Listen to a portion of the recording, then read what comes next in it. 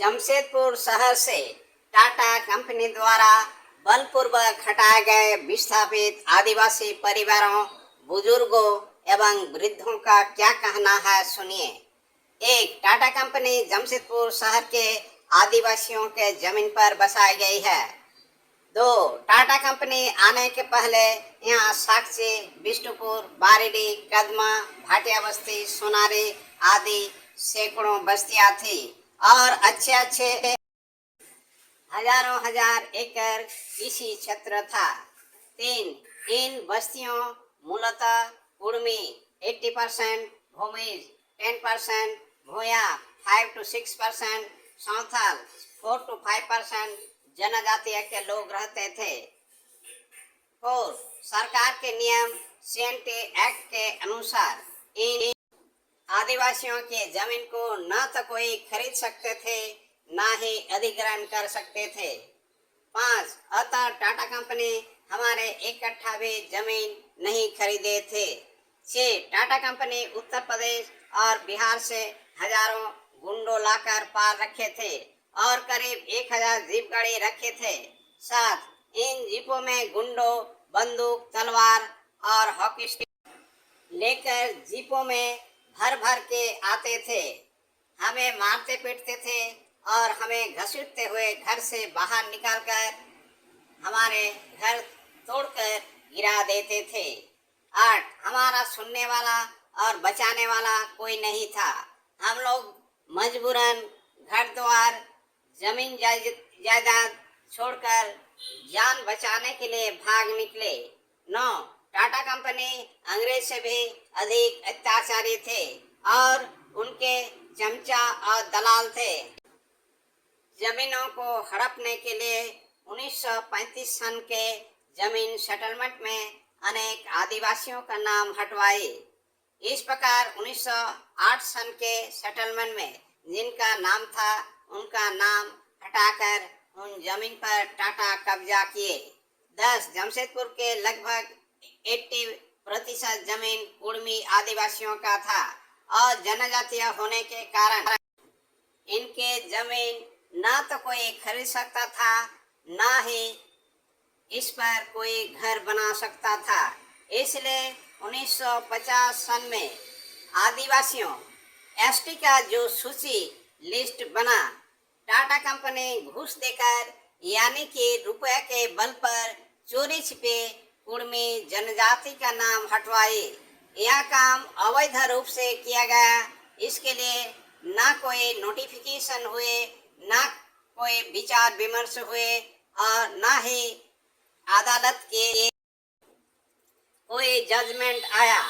हमारे देश के संविधान निर्माताओं ने साफ शब्दों में कहे थे, आजादी के पहले जिन उपजातियों का नाम आदिवासी सूची में है, उन उपजाति के नाम आजादी के बाद वाले नया उपजाति सूची में भी रहेगा।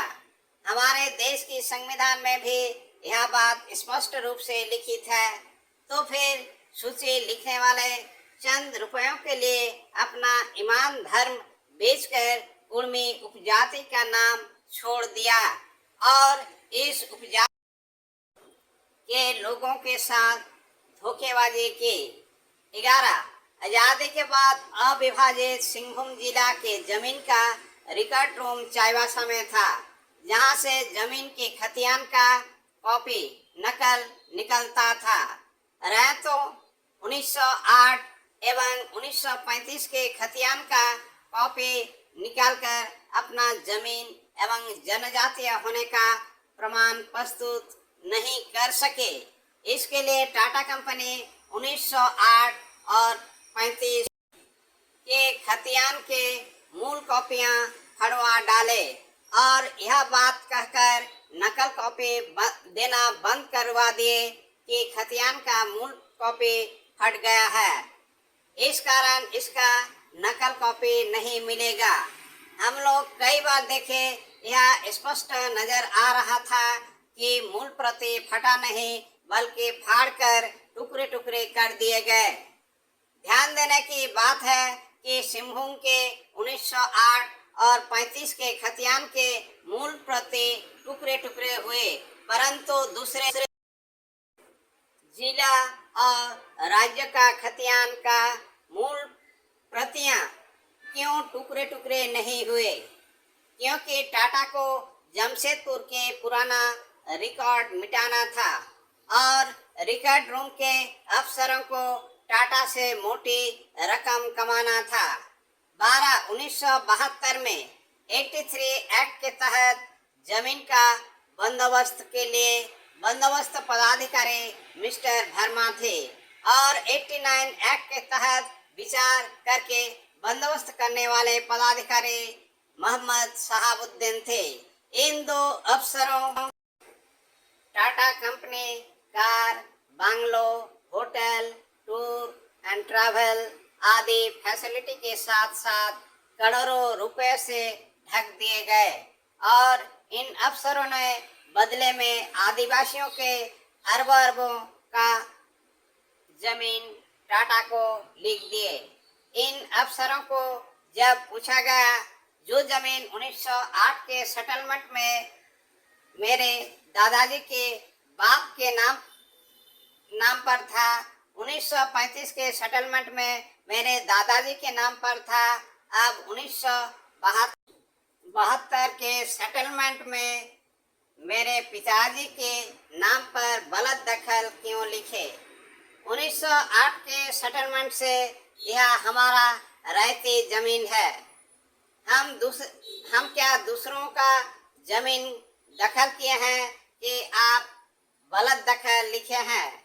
किस कानून के आधार पर लिखे हैं?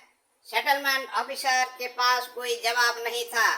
फाइनली उन्होंने कहा, बाबू हम कुछ नहीं कर सकते, ऊपर का आदेश है, आप हाई कोर्ट जाइए, आपका डिग्री होगा। आर्थिक कारणवश मैं अभी तक हाई कोर्ट नहीं जा सके। इसी प्रकार से टाटा अवैध रूप से आदिवासियों के जमीन पर कब्जा करके इतना बड़ा फैक्ट्री बनाए और टाउन बसाए। 13 कदमा बस्ती, उलियान बस्ती, भाटिया बस्ती, सोनारी बस्ती के कुछ आदमी संघबद्ध होकर लड़ाई लड़े और अपना घरों, गांवों और थोड़ा बहुत जमीन को अत्याचारी टाटा कंपनी से बचाया। यही गांव रह गए टाटा कंपनी आने के पहले के गांव के निशानी। 13 इन आदिवासियों के शिकायत है कि हमारे यहाँ के डोमिसाइल और जनजातीय होने का प्रमाण मिटाने के लिए 1908 और 1935 के खतियान का मूल प्रति फड़वाकर इनके नकल कॉपी देना तो बंद करवा दिए। उल्लेखनीय यह भी है कि विगत सेटलमेंट के खतियान में जाति का उल्लेख करना भी बंद करवा दिए, जबकि हर राज्य में जमीन की खतियान में रैयत यानी कि जमीन मालिक का नाम, उनका जाति का नाम, मौजा का नाम, प्लॉट नंबर, खाता नंबर लिखा रहता है और उसी के आधार पर जाति प्रमाण पत्र दिया जाता है। जब हम जाति प्रमाण पत्र बनाने के लिए जाते हैं तो हमसे कहा जाता है कि वर्तमान खतियान में आपका जाति का नाम नहीं है, इसलिए 1935 के खतियान का कॉपी जमा करो। जबकि 1935 के खतियान का प्रतिलिपि हमें ऑफिस से नहीं दिया जा रहा है। इस कारण हमारा ना 1932 का डोमिसाइल सर्टिफिकेट बन रहा है, ना कास्ट सर्टिफिकेट।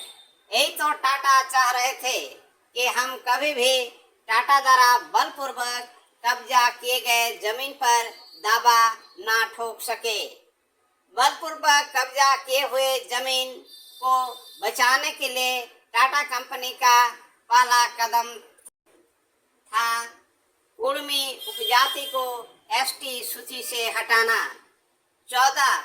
1943-44 में टाटा कंपनी ब्रिटिश सरकार से अनुरोध किया था कि टाउन के अंदर और अगल बगल में जितने खेती के जमीन है टाटा कंपनी को दे दिया जाए, क्योंकि इन खेती के जमीन के कारण शहर में मलेरिया फैल रहा है।